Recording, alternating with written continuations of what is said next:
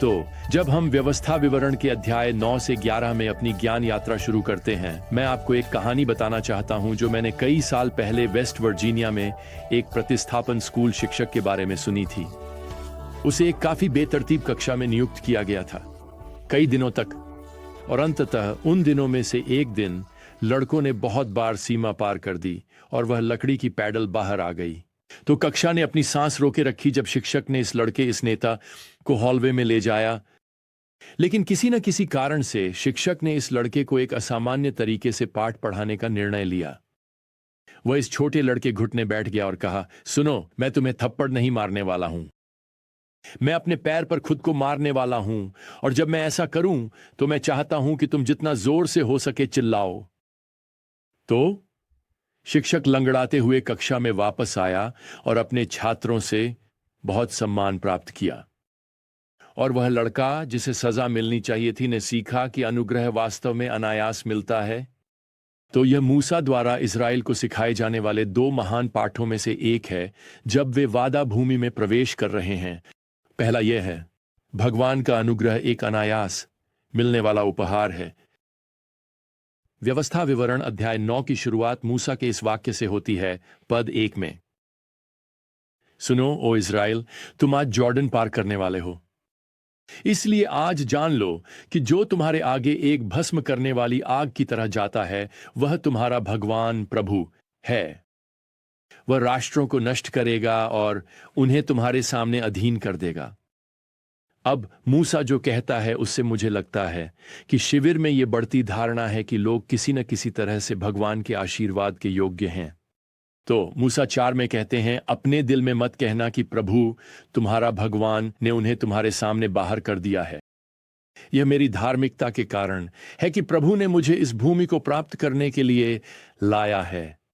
फिर यहां पद 6 में, प्रभु तुम्हारा भगवान तुम्हें यह अच्छी भूमि इसीलिए नहीं दे रहा है कि तुम धार्मिक हो, क्योंकि तुम एक जिद्दी लोग हो।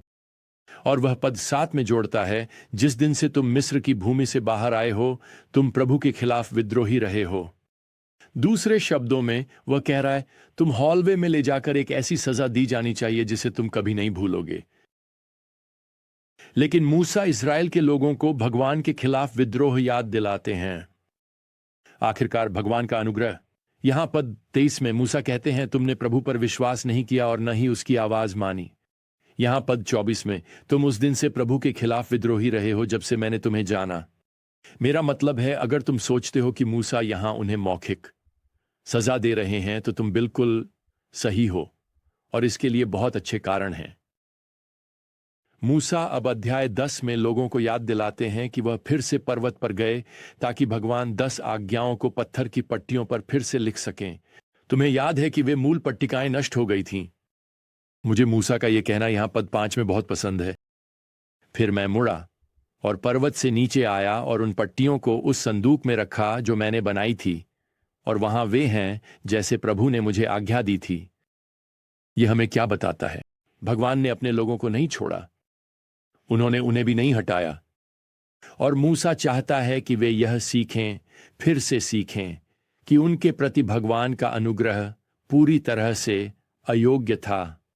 और तुम जानते हो प्रिय, यह आज के दिन भी सच है। प्रेरित पौलुस नए नियम के विश्वासियों को तीतुस अध्याय 3 में लिखते हैं, वहां पद 3 में, कि हम खुद कभी मूर्ख थे, लेकिन जब भगवान हमारे उद्धारकर्ता की भलाई और प्रेमपूर्ण दया प्रकट हुई तो उसने हमें बचा लिया। यह इसीलिए नहीं कि हम मूर्ख थे, बल्कि इसीलिए कि हम मूर्ख थे हमारे द्वारा किए गए धर्म के कामों के बारे में, लेकिन अपनी दया के अनुसार, ताकि उसकी कृपा से न्याय ठहराए जाने पर हम अनंत जीवन की आशा के अनुसार वारिस बन सकें।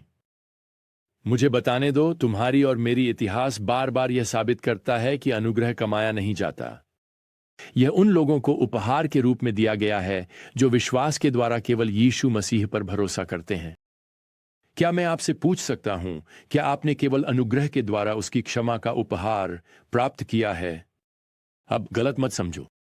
अगर तुमने भगवान का अनुग्रह प्राप्त किया है तो तुम सच में भगवान के वचन का पालन करना चाहोगे। और यह दूसरा बड़ा पाठ है जो अध्याय 10 के बाकी हिस्से और यहां अध्याय 11 में जोर दिया गया है। और यहां पाठ है, आज्ञाकारिता का जीवन भगवान को वापस दिया गया उपहार है। सुनो, मूसा यहां अध्याय 10 और पद 12 में क्या कहते हैं। तुम्हारे भगवान तुम्हारे प्रभु तुमसे क्या मांगते हैं?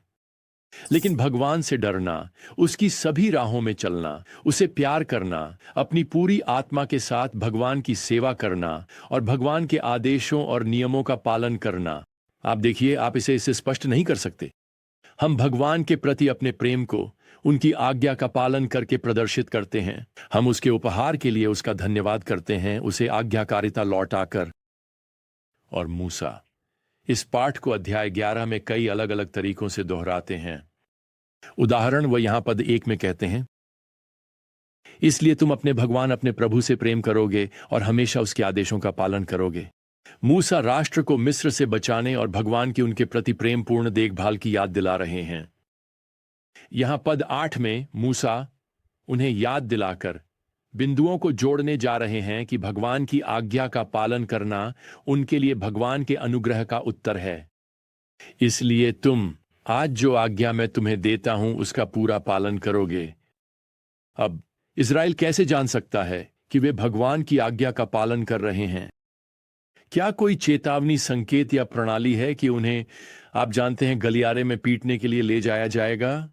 हां, बिल्कुल। पद 13 पर ध्यान दें, यदि तुम मेरी आज्ञाओं का पालन करोगे, अपने भगवान यहोवा से प्रेम और सेवा करोगे, वह आपके देश के लिए उसके मौसम में बारिश देगा।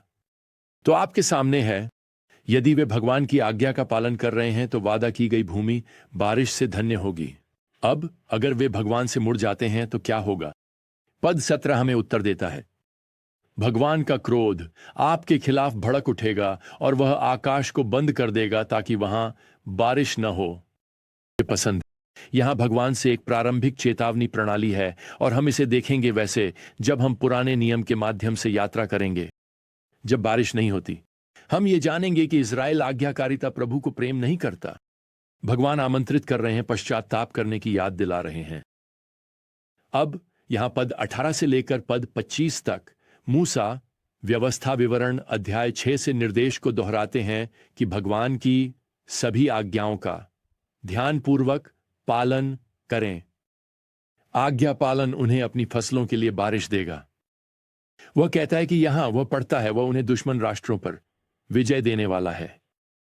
फिर पद 26 से 32 में भगवान इज़राइल को आदेश देते हैं कि वे अपने साथ अपनी वाचा की समीक्षा करें और उसे नवीनीकरण करें, जिसमें आज्ञा पालन के लिए सभी आशीर्वाद और अवज्ञा के लिए ये शाप शामिल हैं। यह नवीनीकरण एक निर्धारित स्थान पर तब होगा जब वे भूमि में प्रवेश करेंगे, और हम इसे तब देखेंगे जब हम यहोशू में पहुंचेंगे। अध्याय 8। अब क्या इनमें से कोई भी आज के नए नियम के विश्वासियों पर प्रभाव डालता है? बिल्कुल। नया नियम यह स्पष्ट करता है कि भगवान की कृपा एक उपहार है। आप इसे कमाई नहीं कर सकते, आप इसके हकदार नहीं हैं, इसीलिए इसे कृपा कहा जाता है। नया नियम यह भी सिखाता है कि हमारे भगवान के प्रति आज्ञा पालन इस बात का प्रमाण है कि हम वास्तव में उनसे प्रेम करते हैं, हम उसका हिस्सा हैं, हम उसे खुश करना चाहते हैं। आप जानते हैं, क्रूस पर जाने से सिर्फ कुछ घंटे पहले यीशु ने अपने शिष्यों से कहा, यूहन्ना 14 पद 15 में, यदि आप मुझसे प्रेम करते हैं तो आप मेरी आज्ञाएं मानेंगे। अब हम उसे पूरी तरह से प्रेम और आज्ञा पालन नहीं करेंगे, हम उसे असफल करते हैं। लेकिन जबकि हम उसे पूरी तरह से आज्ञा नहीं मानते, यह हमारी प्राथमिकता बन जाएगी। प्रियजनों, उस स्कूल शिक्षक ने एक महत्वपूर्ण पाठ पढ़ाया और यीशु ने हमारे लिए हमारी सजा ली है। हम जो कुछ भी कर सकते हैं वह सम्मान के साथ प्रतिक्रिया देना है, प्रेम और श्रद्धा। तो चलो आज हम उसे प्रेम करें, चलो आज हम उसकी आज्ञा माने। खैर, जब तक हम साथ में अगले ज्ञान यात्रा पर नहीं जाते, प्रभु यीशु मसीह की कृपा, भगवान का प्रेम और पवित्र आत्मा की संगति आप सभी के साथ रहे। आमीन।